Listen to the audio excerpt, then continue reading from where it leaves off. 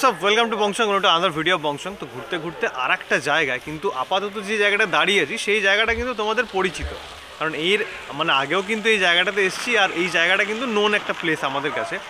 তো জায়গাটা লুকিয়ে লাভ নেই, তো জায়গাটা হচ্ছে মানানলি আমাদের বিজনে আমরা এসেছি ইস্পাত পল্লী। ঠিক আছে, ইস্পাত পল্লী যে ক্লাব, কি ক্লাব? নেতাজি ক্লাব, তাই তো। তো আমরা নেতাজি ক্লাবে আপাতত দাঁড়িয়ে আছি। তো পিছনে আই গেস দেখতে পাচ্ছ যে বড় একটা মাপের কিন্তু প্রতিমা, সামনেই সরস্বতী পূজার বেশি দিন নেই, আজকে 27 তারিখ, তাই তো। তো 27 তারিখ আজকে, আর 5 দিন, মানে হ্যাঁ 5 দিন পরেই কিন্তু আমাদের সরস্বতী পুজো। তো আপাতত প্রস্তুতি চলছে, ভালো রকমই চলছে। আর এই বছর মায়ের কিন্তু উচ্চতা সেটা হচ্ছে 45, মানে বাংলায় কত? 45, ঠিক। তো 45 কিন্তু ফুটের কিন্তু আমাদের এই মা সরস্বতী হচ্ছে।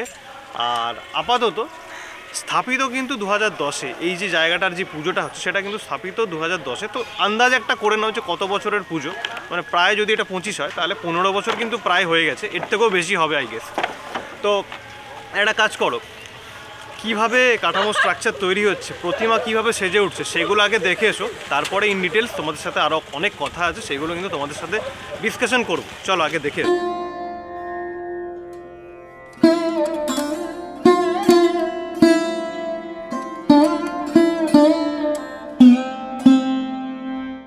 ফাইনালি আমরা কিন্তু নেতাজি ক্লাবের কিন্তু যারা যারা সদস্য, মানে আর কি যারা মেন আর কি আমাদের পরিবার, তো তাদেরকে কিন্তু আমরা সাথে পেয়ে গেছি। তো দেখতেই পাচ্ছ আমার পাশে অনেকজনে দাঁড়িয়ে আছে। তো এইবার আমি জিজ্ঞেস করব, প্রথমে তোমার নাম বলো। আমার নাম রাধাকৃষ্ণ পাত্র। রাধাকৃষ্ণ পাত্র, এখানে কমিটির মেম্বার, তাই তো? হ্যাঁ। তো এই বছর পুজোটা হচ্ছে 18তম, যেটা আমি বললাম। হ্যাঁ। তো কীরকমভাবে সেজে উঠছে একটু বর্ণনা যদি দাও। আমাদের 31 তারিখ থেকে ওপেনিং শুরু হচ্ছে। আচ্ছা। 31 তারিখ থেকে 5 তারিখ পর্যন্ত পুজো চলবে। আচ্ছা। আর 1-2 সাংস্কৃতিক অনুষ্ঠান আছে। আর 3 তারিখে একটা কলকাতা নাইট আছে, বড় প্রোগ্রাম। আর ওটা সাসপেন্স একদম। আর 4 তারিখে একটা সাংস্কৃতিক অনুষ্ঠান আছে, আর 5 তারিখে বিসর্জন হয়ে যাবে। বাহ বাহ, মানে 5 তারিখ কিন্তু বিসর্জন হয়ে যাচ্ছে, তার আগে কিন্তু সাংস্কৃতিক অনুষ্ঠানও আছে। আর 3 তারিখ একটা কলকাতা, কি বললে? কলকাতা নাইট, ওটা কিন্তু একটা বড় সড়ো কিন্তু চমক, আর ওটা সাসপেন্সও বলতে গেলে।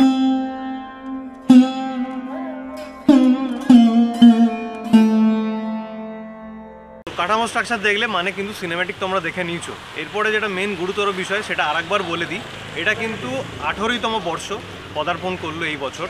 তো 18তম পদার্পণ যেই বৎসরে কিন্তু মানে বেশ বড় মাপের একটা প্রতিমা, তাই তো।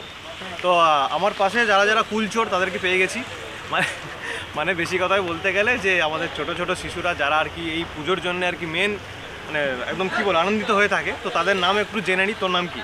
আমার নাম আছে অভয়। অভয়। তোর নাম? গৌরব মল্লিক। গৌরব মল্লিক। কোন ক্লাস? 4। দুজনেই 4? আমি 7। আচ্ছা, ও 7, 4। তো আপাতত এই নেতাজি ক্লাবের তোরা সদস্য, তাই তো? আপকামিং সদস্য, মানে পরবর্তীকালে তোরাই দেখাশোনা করবি, তাই তো? আপন গুন্ডা হ্যাঁ, এরা বলছে মনে মনে। उस पर आज झुकेगा ना। झुकेगा ना। आई বাইগান। বাইগান, ঠিক আছে। তো এই হচ্ছে এখানের থিং। তো তোমরা আসো।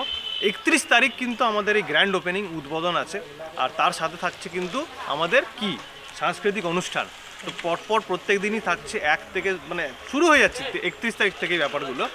তো আসো তোমরা এই জায়গাটা এসে আনন্দিত নাও, মানে মজা নাও, সব কিছুই দেখো, ঠাকুরটাকে প্রতিমাটাকে দেখবে, মানে সবাই মিলে এসে দেখবে, ফ্যামিলির সাথে এসো। তো চলো এইটুকুই বলবো, আর বেশি কিছু বলার আছে তোদের নেই তো?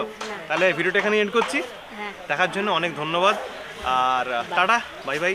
লাইক করো, শেয়ার করো, কমেন্ট, যেটা হয় আর কি করে, মানে যেটা হয় করতে হয় তোমাদের, সেটা করে নিও। সাবস্ক্রাইব করো, চ্যালেঞ্জ করো, লাইক করো, সাবস্ক্রাইব করো। এবার এরাই বলে দিস, এবার যা করার করে নাও। তো চলো, দিস ইজ বংশ signing off today, good bye. দেখা হচ্ছে অন্য একটা ভিডিওতে, অন্য কোনো মণ্ডপে, অন্য একটা থিম নিয়ে। ততদিন জন্য টাটা।